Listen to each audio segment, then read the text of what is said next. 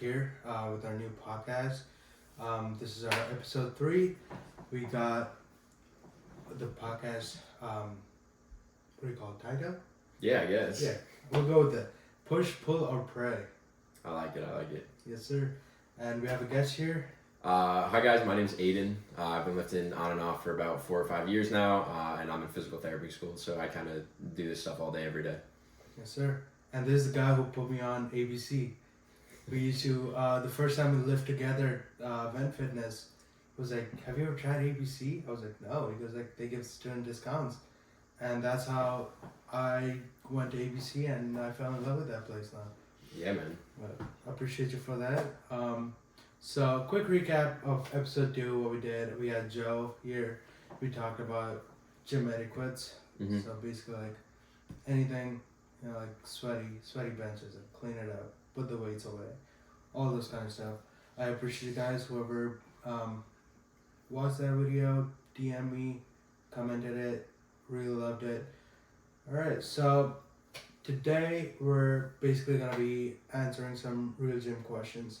We got do you push, do you pull, or do you pray before the pre-workout kicks in? Alright, fair enough.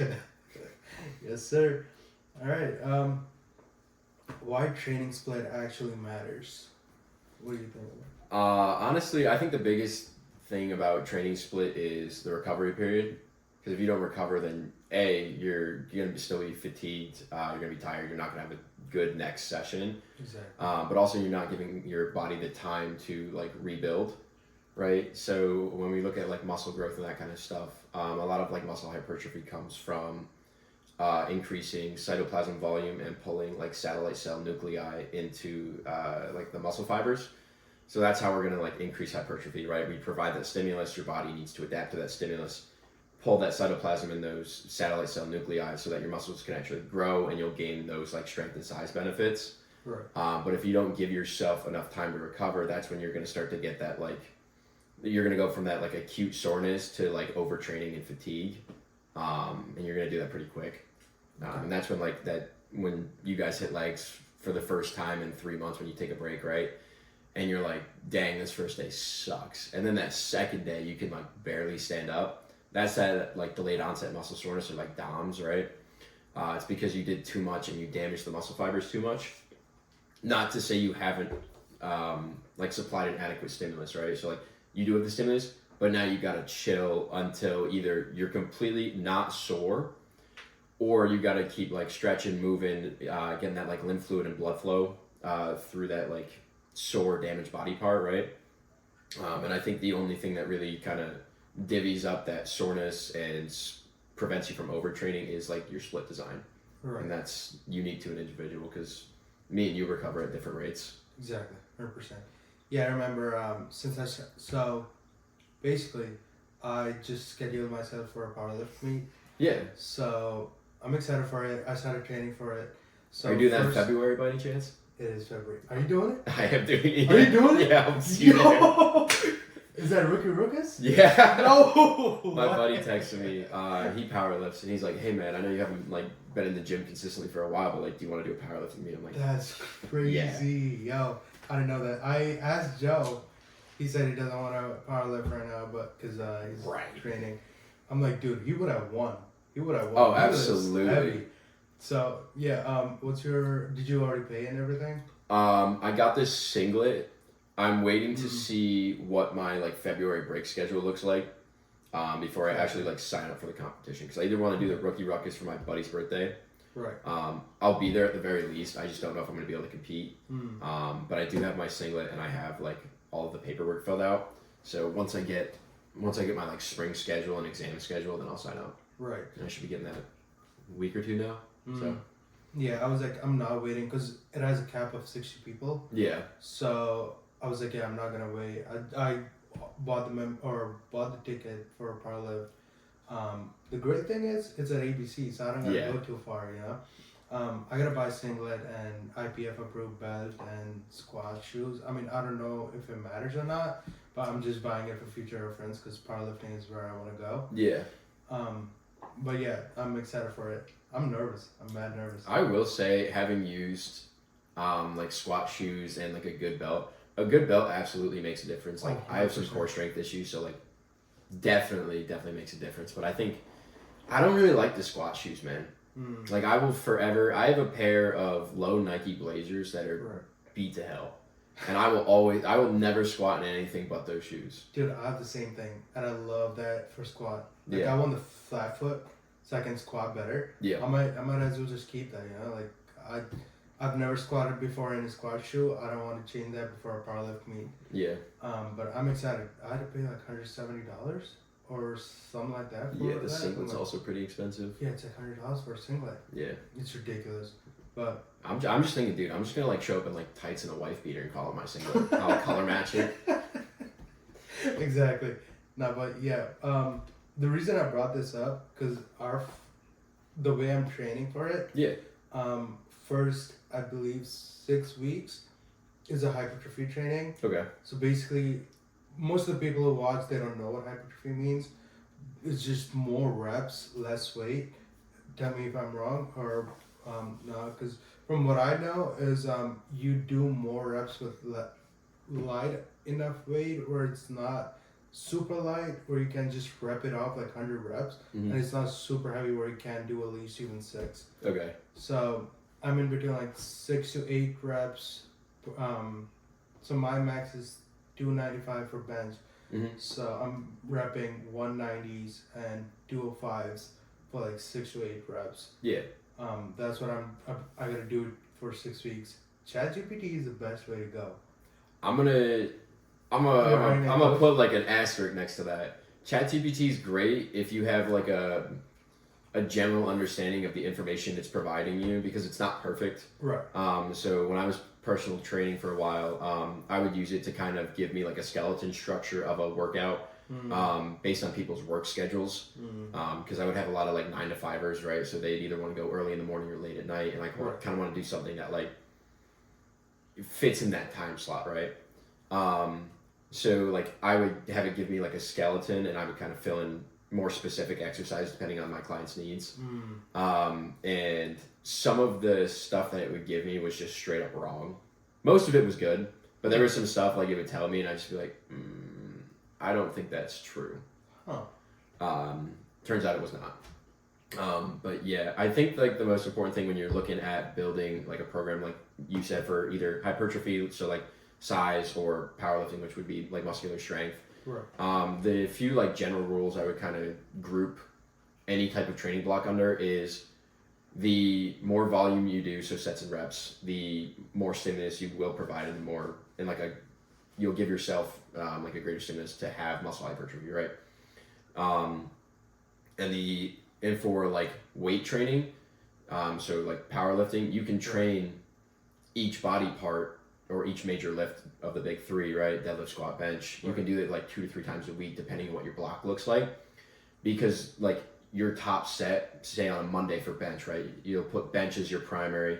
So you'll do benching, squatting, and then chest accessories, right? If you were doing a powerlifting split. So that bench workout might be 6 sets of warm-ups and 3 sets of let's just say a 3-rep pause. With a 2-second pause, and we'll do it at like 85% of your max. So 295 for you, we're probably looking somewhere around like the 260s. Right. So you're gonna pause that for 2 seconds, and you're gonna do that for 3 reps 3 times. But that'll be your working set. But because not a lot of volume, you're not gonna accumulate a lot of those like micro tears that would give you that acute muscle soreness, that pump. Right. So because you recover so quickly, you can do that again, say Thursday, right? But with hypertrophy training, right? Like 2 to 3 sets is pretty good per muscle group per lift. In general, you should be trying to hit 15 to 18 sets per major muscle group per week if you want to see the most growth. So like for me, I found that if I train my chest once a week, I get way better growth than if I train it twice a week. I don't know why. Maybe it's just the way I recover. Maybe it's the volume I do. But so I will do maybe 9 sets of chest a week.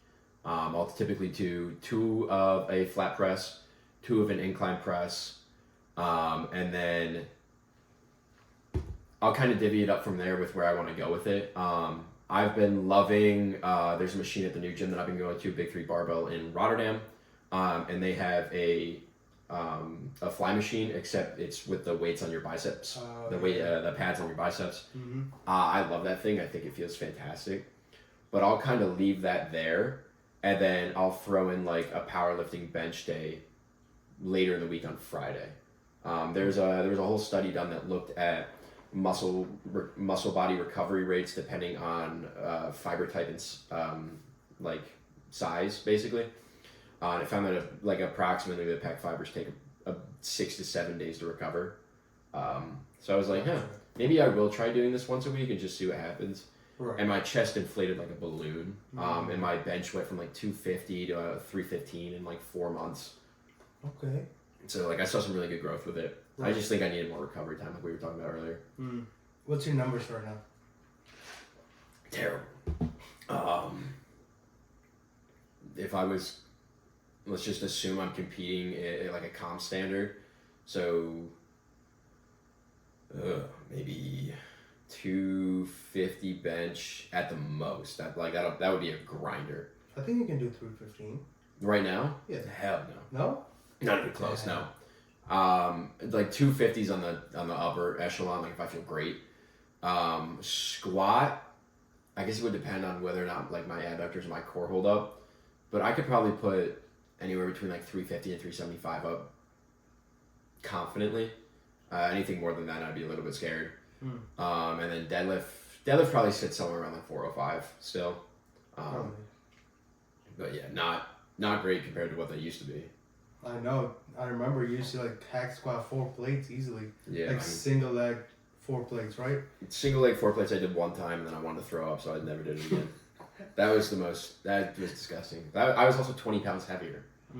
Like, I've lost 20 pounds. I just look the way I am because like I have been in the gym inconsistently, so I haven't lost everything, and I just eat super healthy, so I don't really have a lot of body fat. I never have. Right. Yeah, that's. I mean, a lot of people don't know about like OT, nursing school, PT. Like you barely get time to go to the gym. Like that's what I've been struggling with. Exactly. Because like I got cleared for activity in May. Started to get back into the gym for a week, had some issues with my knees, took some time to rehab that, and by the time I like felt that I was good enough to go back to the gym, I was in school for 8 to 10 hours a day. Me and Joe were talking, in nursing school we barely get time to have fun for ourselves. Yeah. You're either working or you're studying. There's nothing in between. Yeah, I feel like, especially for you guys, because like I have a lot of volume, but it's well manageable, and it's not like I need to like word vomit what I learned like syllable for syllable. Whereas you guys, you gotta like walk through your entire process, right? Exactly. Yeah, our thing is, we gotta know what's the safe way to treat a patient. I mean, say like, blood thinners, you just gotta know what they do and what are the side effects. What can you not give? Like we talked about it before. Like indications. We gotta know that, and we like those are the things that we have to know. There's no side reference to it, you know what I mean? Yeah. So I mean, farm is tough all around, but nursing in general is so much memorizing and putting it in work. It's a lot of work, but I love it. Yeah. I was talking to Joe, he loves it. Nursing students will complain about everything every time, but we love this shit. That's what we're doing, you know what I mean? Yeah. I felt that. That's why I'm in PT school, bro. I love it. Exactly. Like we'll complain, but we love it. I hate school. I love the idea of being a physical therapist, you know? Exactly. It's a love-hate relationship, bro. Yeah. I hate every day until I graduate, and then I'll look back on it with fond memories. Exactly. I remember I did microbiology. Did you have to do it? I took micro at Siena, yeah. Gotcha. We used to hate it. We were like, this is one of the toughest class. We don't like this class at all. And now I'm like, that was one of the easiest classes we ever took. Dude, I hate when that happens. We were complaining at that time, but now when we look back, it was super easy. Dude, that's how I feel. Literally every semester I take, I'm like, it can't get worse than this, and then it gets worse. I'm like, how is this possible, dude? Yeah. For nursing, for me, this semester is the worst semester we could have. Because we got med-surg, pharm, and psych. No. Next semester, from next semester onwards, it's pretty easy. we don't have that heavy classes anymore. Yeah. I mean, we still got med-surg, labor and delivery, all that OBGYN classes, but we don't have pharma anymore. And pharma was the only tough class we had. But yeah, I also see a lot of people copying influencers when it comes to powerlifting or bodybuilding. Yeah. What do you think about those? I don't think it's a bad idea. I also think you need to know what influencer you're kind of like building your plan around if you're going to copy them. So like, let's take a look at like, say, Jeff Nippard, JPG, we'll throw TNF in there, might as well. Those quote unquote like science-based guys. Right. I think a lot of their plans are, I think they're fantastic when you like look at like a macro cycle, mesocycle. That's kind of the quote unquote correct way to train. If you're trying to be as optimal as possible. But those guys have also been training for over a decade in most of their cases. Exactly. So they're, and assuming they are natural aside from JPG, because he's run some cycles as far as I'm aware. Let's take a look at Jeff Nippard specifically, right? So his training blocks are specialized to fit his needs, right? So because he's been lifting for so long, there is like a set limit your body can hold as a natural.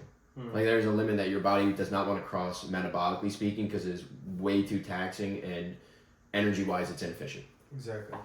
So when you look at that, Jeff Nippard is trying to put muscle in very, very specific places to kind of like round out his frame, if you will, and make his physique the strongest it could possibly be in terms of competing. Same with TNF, right?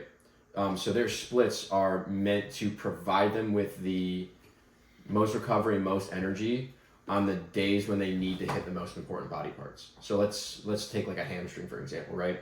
If I have a hamstring focused, or let's just say hamstring and quad focused macro cycle, my mesocycles are those like specific lifts within that like training block, that macro cycle will be tailored so I hit hamstrings on days when I'm fresh and when I haven't trained anything else previously, right? So I won't hit quads and then hamstrings. Right. I'll hit hamstrings on one day, maybe with a back, and I'll do like a posterior day. And then I'll do, let's just say quads and chest, and I'll run 10 sets. I'll do 3 or 6 sets of quads, 4 sets of chest, but I'll start with quads. Because the fresher you are and the earlier into a lift you hit something, the bigger a stimulus you'll provide. Yeah. So people who are starting lifting or who are in that like 1 to 3 year kind of time frame, they don't need that specialization. They're not at the point where I need to hit arms when I'm fresh more consistently with more effort to grow specifically my biceps, because I'm not at that point. My whole body still has a lot of growing to do. I still have a lot of potential. So just by doing like a generic split, like push-pull legs, which I don't think is awful, will like, you're going to get the most growth out of that via, or instead of doing like, I'm going to hit like biceps and calves, because those are my weak points, if you want to say that, right? So yeah, also I've heard a lot of people talk about hitting back and chest at the same day. What do you think about that? From an ego perspective, I absolutely love it. I love feeling like a tank is the best way I could describe it. Right. Objectively, I don't think it's a bad lift. I think it's a lot of volume on one day, and you will be tired unless you're you and you have 4 grams of like caffeine in your system. I don't think it's the best. I'm gonna be honest. Like I love doing it. Like it's a very fun lift.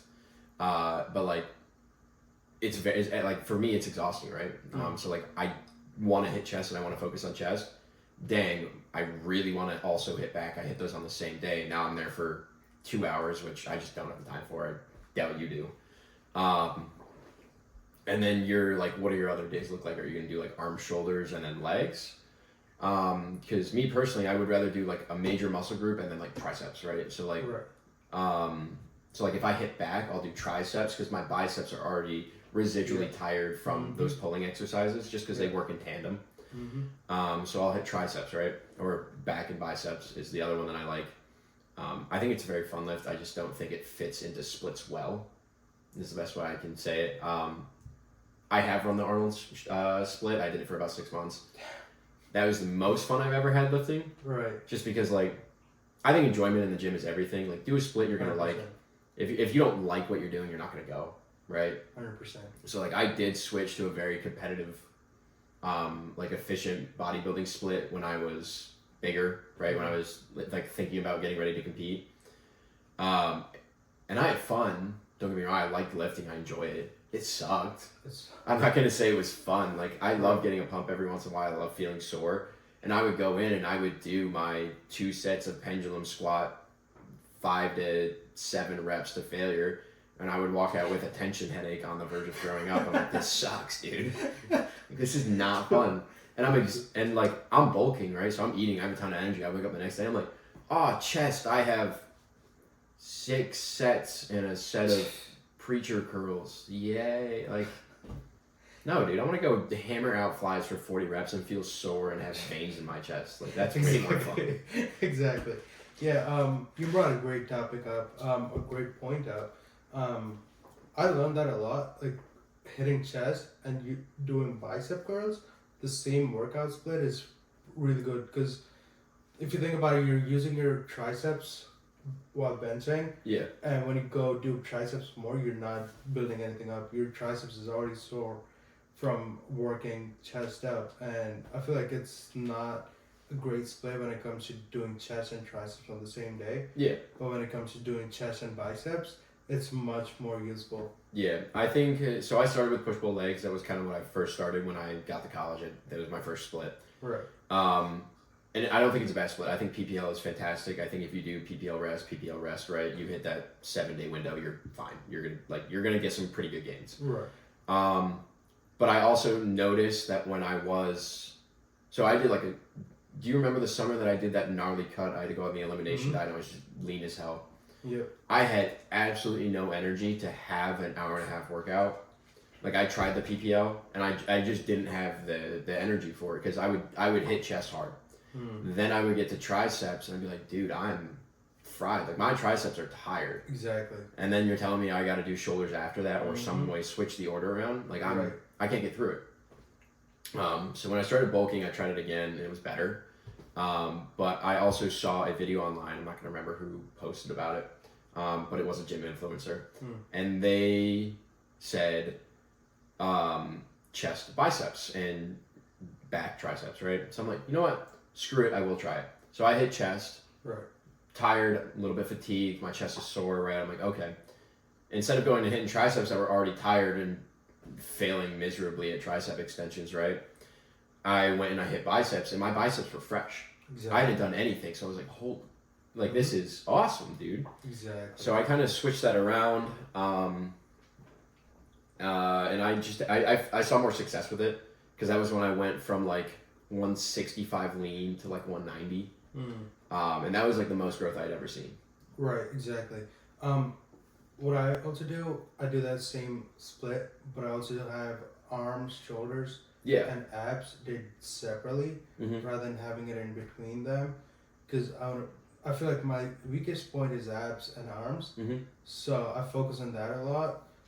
So I do like a separate day for that. So it's like push pull legs, rest. I'm doing like cardio on the rest day. Yeah. And arms, and then push pull legs, and then rest. I'm doing cardio and abs. So that's how my split is. I don't know how good. So do you hit like biceps and triceps on those push and pull days? I do. Yeah. Okay. I think the only thing I would change about that is, this is just like my opinion. You don't have to listen to a word I say. Right. Hitting biceps and triceps, then you have one day off, then you have an arm day, let's say. Right. Anything in your arm, including your shoulder all the way down to your fingers, takes about 3 to 4 days, depending on the fiber type, to recover completely. So like if you hit biceps Monday and then Thursday you're hitting biceps again, your biceps are fine. Your triceps are gonna be fried because you hit them 2 days prior. You're right. So I think if you wanted to do that, you could do push pull legs, right? You could absolutely throw shoulders and arms on like one of those quote unquote rest days, Right. I would just take it out of the actual lift. So like have a dedicated chest day, right? Then do back and maybe I don't even know what else you would hit. You could do back, shoulders, arms, legs, rest.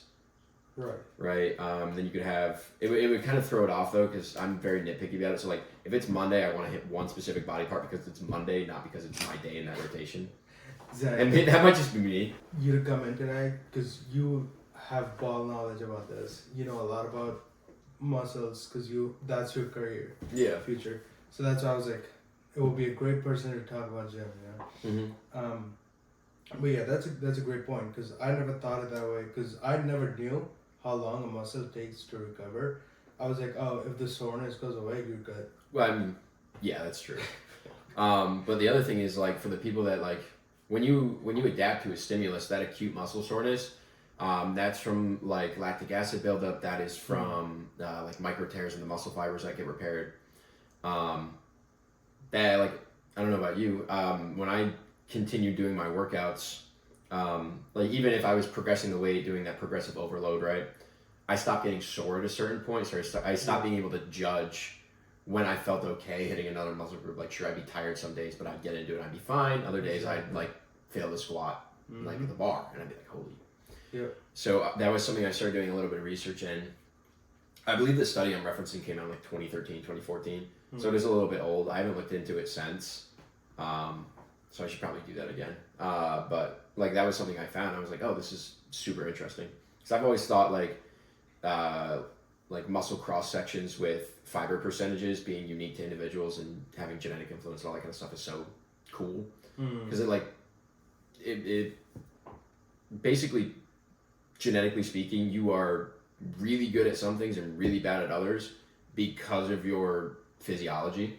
And I think it's so interesting. Like Olympic athletes, Olympic power athletes, if you looked at a cross section of them and compared to a marathon runner, it'd be vastly different. Yeah. But if you compare that to the average human, both of them would be different from the average person, 100%. which explains why they're good, which I think is so cool. So that was always something I thought about. Exactly. So we talked about all these splits and everything. The biggest thing that I think that matters is consistency. Yeah. Like if you don't go to the gym consistently, like it doesn't matter what split you're doing. You can do Arnold split, you can do whatever split you want to do, and you don't go to the gym consistently and you're not hitting that days properly, you're not getting that gains properly. Yeah, the volume and intensity is really the biggest part of it. Even if you go for like I've had great lifts in 45 minutes. Like I will go in, I'm like, I have to be out of here in 40, like shoes on, walking out the door in 45 minutes. And I will I'll do like one warm up, right, to get my body used to the load. Exactly. And I will do one set of pendulum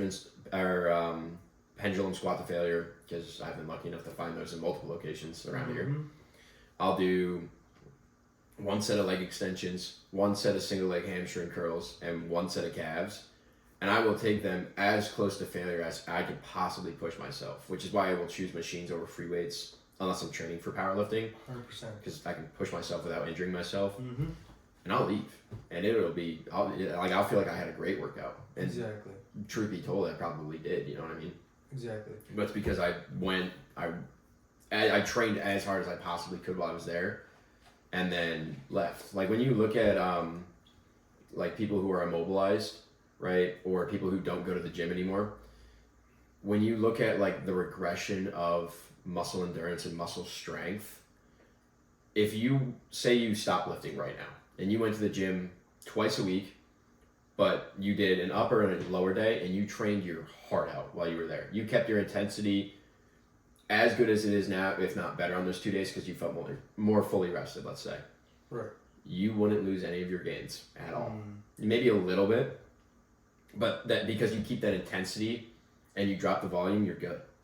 So yeah, like that's really what it is. I think the other biggest thing is like we've talked about influencers, we've talked about other splits. Just try it, man. Exactly. Like if you form your own opinions. If you like something, keep doing it. If you find something and it works for you, keep doing it. Exactly. But you're not gonna know unless you try.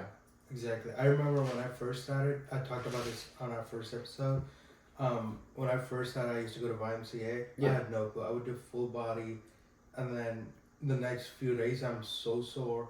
I'm like, I don't want to go anymore because I had no idea what else to do until Joe Wise. I came up to, he told me that he has a great split. He put me on push, pull, and legs. Yeah. And I was like, all right, let's give it a shot. Did that, I fell in love with it. I'm like, okay, this makes more sense. Like I'm hitting every single thing that I want to, and it's so much better. And from there, I just grew up. I'm like, okay, so what if I do this? What if I do that? I keep checking different workout splits, and I'm not gonna say I have like a specific one that I like, because I want to try every single split and then figure out which one's the best for me. Yeah. So currently I'm in like powerlifting split, so it's going decent. I'm not a big fan of it. I still like push, pull, and legs. Yeah. Because you can focus more on that specific muscles. Because currently I'm hitting legs, and legs is primary, chest is secondary, on the same day. Yeah. And it's kind of annoying because I'm like, the next day, chest will be my primary, and I'm like, I already hit chest yesterday, so it's already sore from Yeah. it. I don't know what else to do, you know. That's why you were right. Like ChatGPT doesn't exactly make it perfectly, Yeah.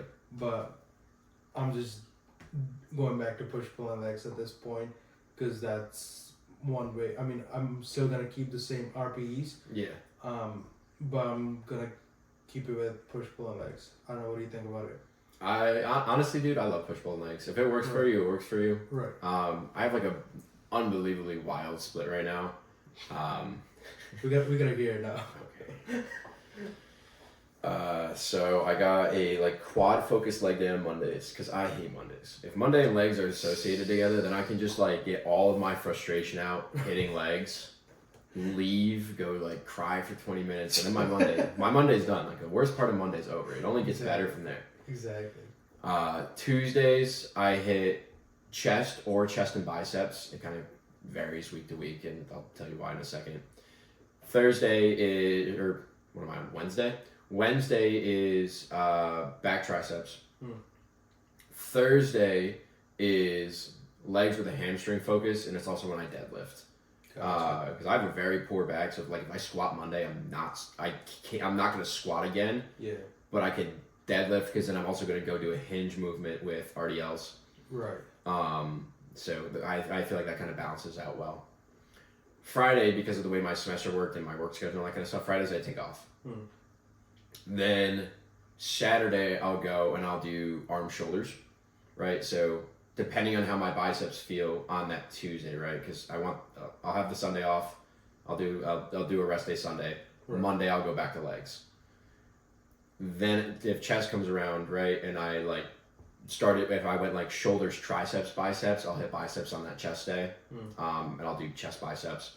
But if I say I started with biceps, right, and I went biceps, shoulders, triceps, and then my biceps are probably still cooked, so I'll just skip it. I'll just do chest on that Monday.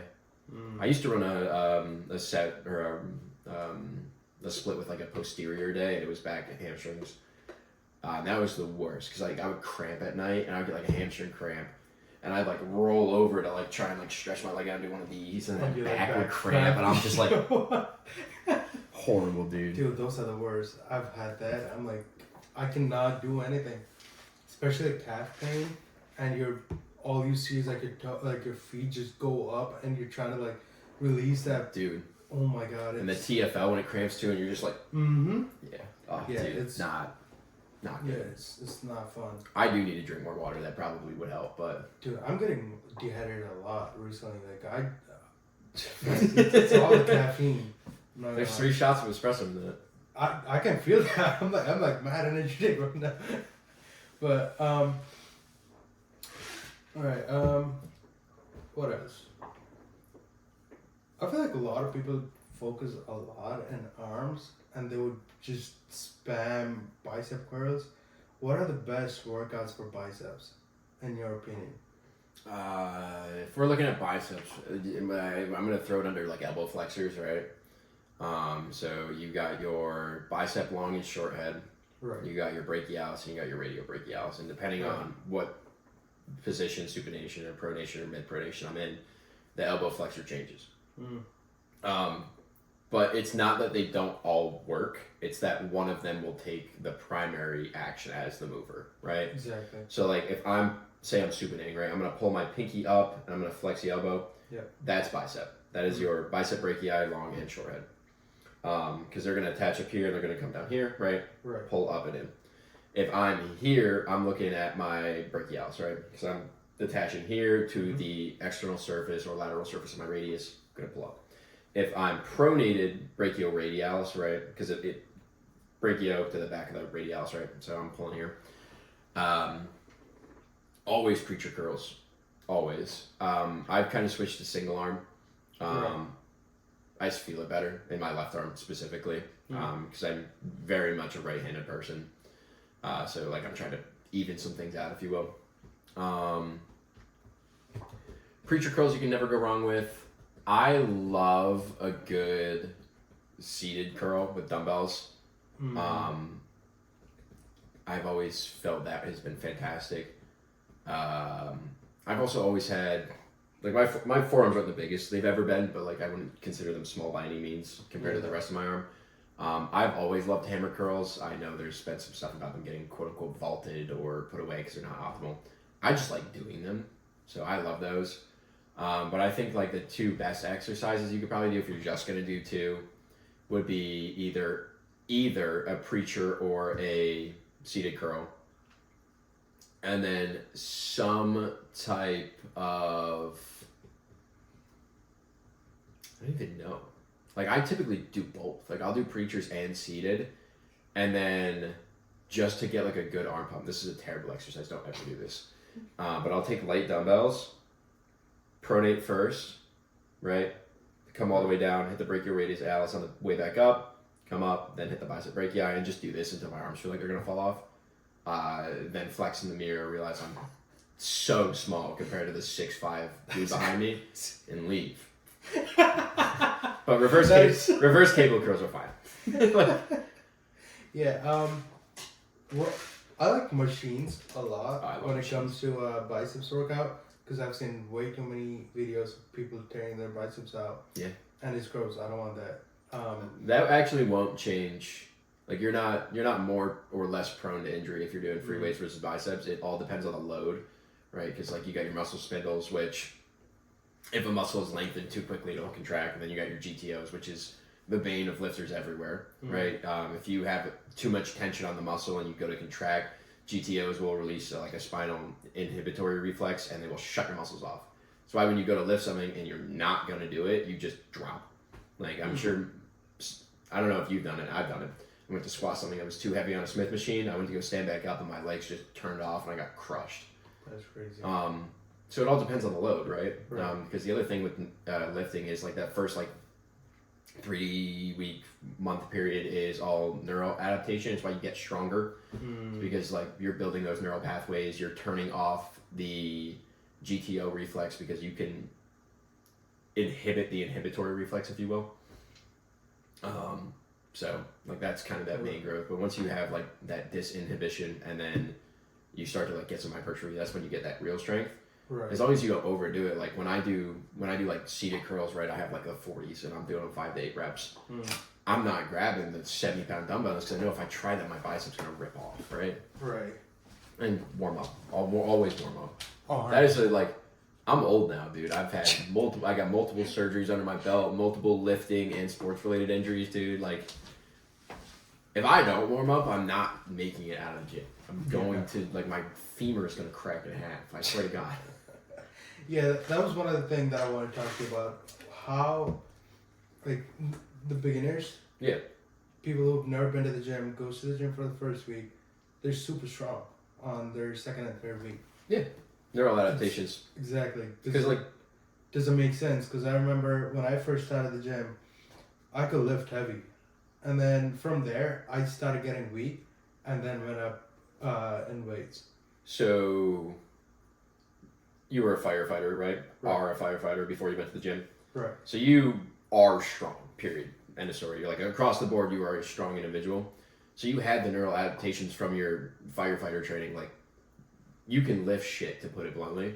People who have never lifted in their lives, if they do like a dumbbell bench press, they're going to look like this, right?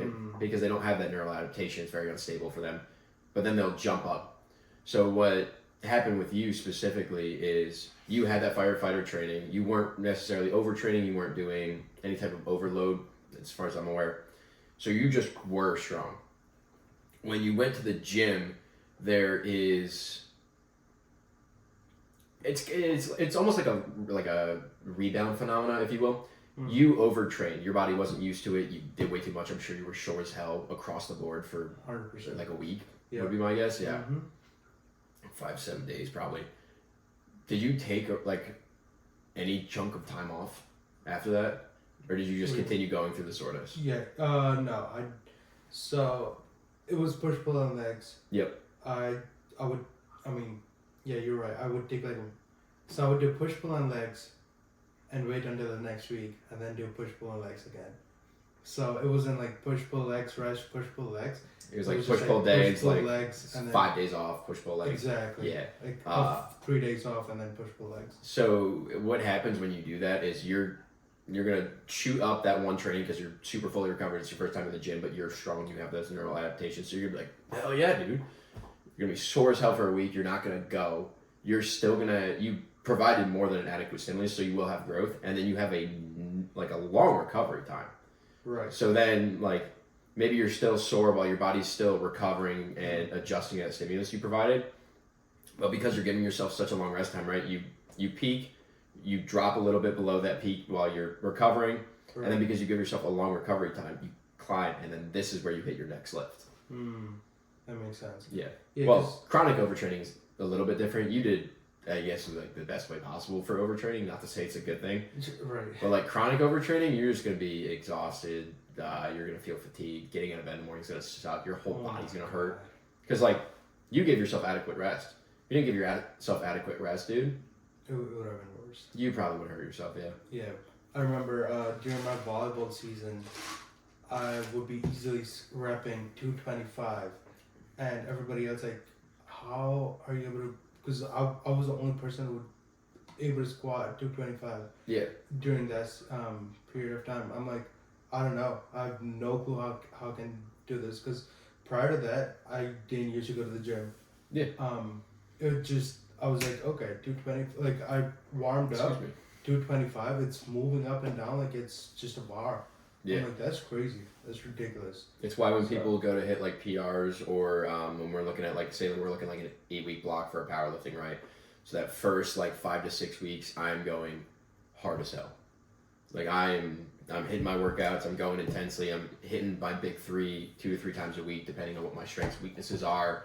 I'm doing my pause reps. I'm hitting my volume. Then we approach that 5-week mark, right? Though that next week will be back downs, right? So I'm working on dialing in my form, making sure the weight feels really good. I'm letting my body recover while still lifting with the intensity to keep the gains. But remember how I talked about that overtraining, right? So now we're here. Right. We're in that decline. I'm going to give myself a full week of rest, just keeping blood moving, right? So that deload week or that week before is more of a prep phase, really. You're just getting your body fully recovered. You're going to carb up. You're going to hit your weight cap if you need to. And then we have what's called peak week, really, which is optimal performance, right? So I'm going to get maybe 1 or 2 lifts in, and it is going to be full body, not very intense, low volume, and I'm literally just going to, say my max is 315. I'm going to go and I'm going to hit 250 for a single. I just want that to move, right? Right. And I'm going to judge my diet and my sleep and whatever else I do on the side according to how those move. 100%. So by the time I get to competition, I'm way back up here again. Right. Right. Yeah. I gotta take that in consideration for that powerlift meet. Let's talk about bro split. Bro split? Hell yeah. So, people who don't know what bro split is, it's basically chest day, back day, leg day, shoulders and arms. If I'm not wrong. Yeah, that sounds right. Something maybe shoulders and arms on the same day or something stupid, but yeah. Right. Yeah, it's what do you feel about it? I think it's horrible. I don't think any split is terrible depending on how you do it, how you structure it. 1 leg day a week is not enough. 100%. Your legs recover the fastest out of any muscle group in your entire body, like across the board. Mm-hmm. Quads, hamstrings, and calves are all about 3 days. Some people recover fast, is why they're able to have 3 leg days in a week, which I think is That's insane. ridiculous. Yeah, I think Like that's it's a nuts. But if it works for you, it works for you. Yeah, but one leg day a week isn't enough. Shoulders, arms, and back they should be combined with something else unless it's your primary focus. Mm-hmm. But that would be more of that like complicated macropsycho mesopsycho stuff we talked about earlier, where it's like very specific and uniquely tailored to an individual based on their needs and their goals. And I think people who are beginning lifting don't need that. I think that's dumb is the wrong word, but I'm gonna call it dumb for now until I think of a better one. Yeah, I think it's like I did it for a little while, and I was like, yeah, I'm gonna have huge arms and a huge back. It'll get me all the grip. No, having a huge arms and a huge back does not get you girls. Having a Facts. fat ass and massive legs does. Can confirm. Squatting 405 is way cooler than benching 225. 100%. 100%. And it also makes me feel kind of strong. Facts. That's one of the reasons I love leg day, because I feel I'm strong. That's a problem with ego lifters, dude. I ego lift so much, and my strongest lifts are squats and deadlifts, and I want to do that as much as I can, just so I can feel powerful. Dude, it's crazy, and like I want to get my bench up to 315 at least for the moment, but I feel so weak after a chest day. I'm like, damn, I'm a failure, dude. Nah, give yourself like a week off. Hit some pretty heavy carbs like the day before, and then go in and really do a warm up, right? So like get your bands, get everything warm, take your time with the bar, but then you don't need more than 2 reps at any given weight until you reach Your working set. not even your working set, a PR. Yeah, makes sense. Yeah, what I do recently, what I started doing, so I want to hit 315 before the end of the year. Yeah. So what I've been doing is static hold. So I would just put 315 on, lift up, and just hold it, and just wait for like at least 30 seconds, and rack it back, and then I do it again after rest period. Yeah. I would lift it, and I would go a little bit down, but not down enough so I can't lift it back up. Yeah. Just to have enough tension on my pecs, and it knows like there will be a day where 315 is gonna go all the way down, and you're gonna push it up. I don't know if that's a great way to do it. I think I saw a video online about that, but I don't know. Yeah, so when you look at like isometric exercises in opposition to like concentric eccentric lifts, right? So like up and down. When you look at an isometric hold, like if you're holding here, right, and you are genuinely holding it here, your elbows aren't locked, you're not relying on ligaments and joints. Right. You will build a ton of strength here if you can hold that for 30 seconds or a minute. But the other thing is you're building it here. You have like a 20-degree range of motion where that strength is going to hold up. So you might feel strong until here. As soon as you go beneath that, because you don't have the stimulus in this range of motion, because you're not training the full range of motion. You're training this. So like if you get to the top, hell yeah, you're gonna be able to get that up. If you get to the bottom and it's not moving, you're screwed. Facts. So I've tried this. Like it happens every time I'm going for a PR. I would go down, easily touch my chest. I would go up till halfway, and the rest I cannot go up. Like that's my failing point right here. Yeah. I gotta go back down, or somebody gotta pick it up. But yeah, I feel like my weakest point is like from here to pushing up. Yeah, I would love to tell you I have an answer for that. I'm sure it has something to do with like the strength of your triceps as you move out of range of the chest fibers or something smart like that. But I honestly have no idea. Yeah, I struggle at the bottom, so I couldn't tell you. Yeah, it's crazy how everybody has different struggles. Like I feel like it's also based on your upper chest, if I'm not wrong. Upper chest and your triceps. Basically, like it just. I mean, I don't know it either. I close grip bench, so like my arms are here when I bench. Oh, you do close bench? Whenever I'm out here, my shoulders feel like they're gonna explode. I'm sure somebody knows the reason for that. I probably should, but who cares? Yeah, so like when I bench, my shoulder or my like wrists are set up, so I'm I'm here, dude. Right. Like my elbows go beyond like the floor of the bench, and then I come back up. Yeah, I feel like I'm the same way because I go one thumb width from the Like the middle rough. yeah, Yeah, middle rough, pretty and then similar to just that. go hold it that way. I've seen some people go with the pinky on the plain side. Joe So does you that. have the rough side. Exactly. Yeah, Joe Joe's does super that. wide. Yeah, I'm like, that hurts my pec so much. You And probably I'm have not- tight pegs. I probably do. If you go like this, how far does it go? Yikes, brother. Yeah. Don't rotate. Just go straight back. Eek. Yeah. It's alright. I have tight pegs too. Yeah. No. Yeah. I do have tight pecs. Like How far can you go this way? Like, can you move your arm all the way back? It's like, that's my max. It's not awful. Yeah. It's not. I feel like my Oh, that's way better. left is way worse than my right. Yeah. But, You ever have any shoulder injuries on your left? No. Yeah. yeah. I have no clue. I do have I feel like my left side is pretty weak from my right side because I had sciatica nerve pinch on my left side. So from my hip all Yeah. the way down, it was painful for 6 months. Yeah, it was Yeah, I bet. it was ridiculous. But so now I feel like my right side took over it and like just compensating that weakness on the left side. That's why I do single leg stuff because like my right leg and my right arm are just so much stronger than my left. And not so much stronger. It's pretty even now. But like Right. when I squat, I can feel myself driving through my right leg more than my left. Oh, 100%. So recently I started having severe pain in my calves when I'm like squatting. So I'm all the way down and I feel that sharp pain on my calves. And when I stand up, my right leg just goes like it shakes so bad. I'm like, that's crazy. I It feel probably sounds like a week off to me. a what? A week off. What's that? Rest Oh, week. week off first. No, I agree. Dude, it's Rest week, some foam rolling, maybe a massage gun here and there. Yeah. I bet you have a knot in there too, which would be 100%. nuts. Yeah, that's why I did a deep tissue massage and it's way better now. Nice. Yeah. I was about to say something, I forgot. But I feel like a lot of people do bro split just because you get like a crazy pump. Crazy pump, big arms, big chest. Exactly. Your arms can either cure depression or give you depression. Might give me depression. Personally. Exactly. I'm like, damn, I really don't have any muscles in me. Fat loss? Yeah. There is no best bet for fat loss. Fat loss is entirely based on caloric deficits. Right. Because your body burns fat as fuel primarily when you're at rest, right? I forget what the exact percentage is when you look at like aerobic and just resting metabolism. But so like the easiest way to do it, right? So like say I go lift, right, and let's say I burn 450 calories when I lift. I can burn triple that by walking on an incline treadmill.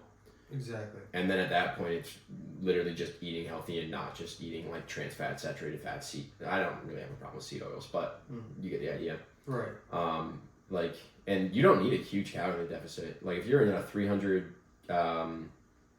calorie deficit daily, you hit a 1500 calorie deficit per week, you're gonna lose weight.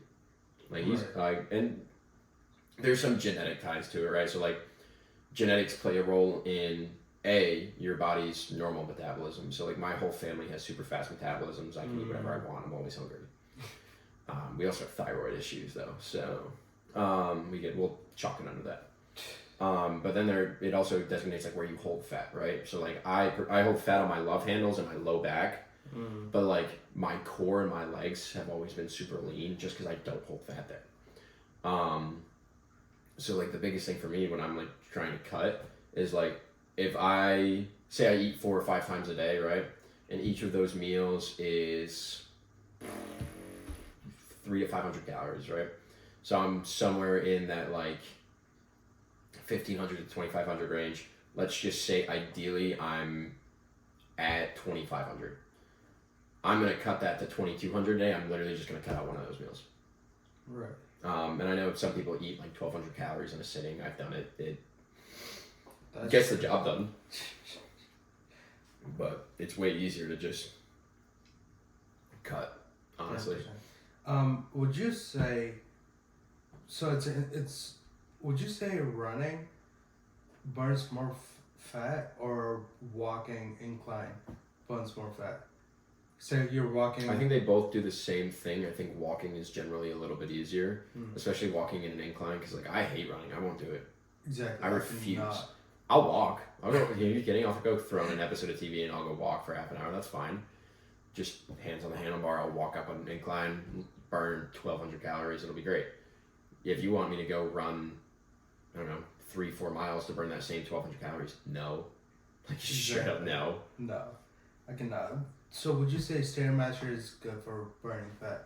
Yeah, stairs are fantastic actually. I would choose incline walking over the stairs because it's better for your knees and ankles.